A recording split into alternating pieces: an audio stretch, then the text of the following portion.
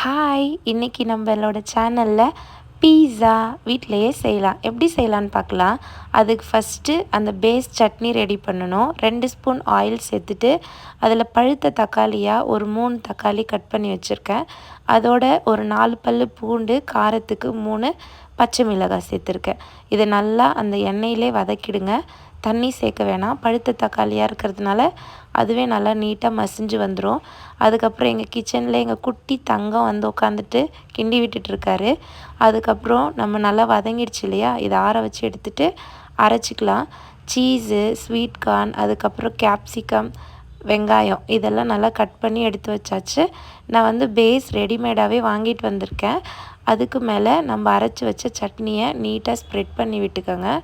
அதுக்கப்புறமா நம்ம onion, capsicum, sweet corn இதெல்லாமே சேர்த்துட்டு அட் லாஸ்ட் மேலே வந்து சீஸ் போட்டுக்கோங்க. மொசரல்லா சீஸ் போட்டால் நம்ம கட் பண்ணி எடுக்கிறப்ப நல்லா ஸ்ப்ரிங் மாதிரி வரும். நம்ம நார்மல் சீஸ் சேர்த்துருக்கிறதுனால அது ஸ்ப்ரெட் எப்படி சொல்கிறது, கட் பண்ணி எடுத்தால் அது நீட்டாக அந்த ரப்பர் மாதிரி வராது. ஸோ உங்கள்கிட்ட என்ன இருக்கோ நீங்கள் அதை ஆட் பண்ணிக்கோங்க.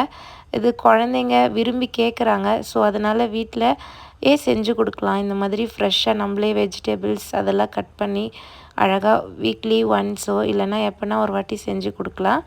அவங்களும் என்ஜாய் பண்ணி சாப்பிடுவாங்க. ஸோ நான் தோசை கல்லுலேயே இன்றைக்கி செய்கிறேன். மீடியமான சிம்மில் வச்சு பிளேட் போட்டு மூடிட்டேன். ஃபைனலாக ரெடி ஆயிடுச்சு. அது மேலே லைட்டாக பீஸா அந்த ஃப்ளேவருக்கு ஆர்கானோ, அதுக்கப்புறம் சில்லி ஃப்ளேக்ஸு போட்டு ஃபைனலாக ஜோவினுக்கு கொடுத்தாச்சுங்க.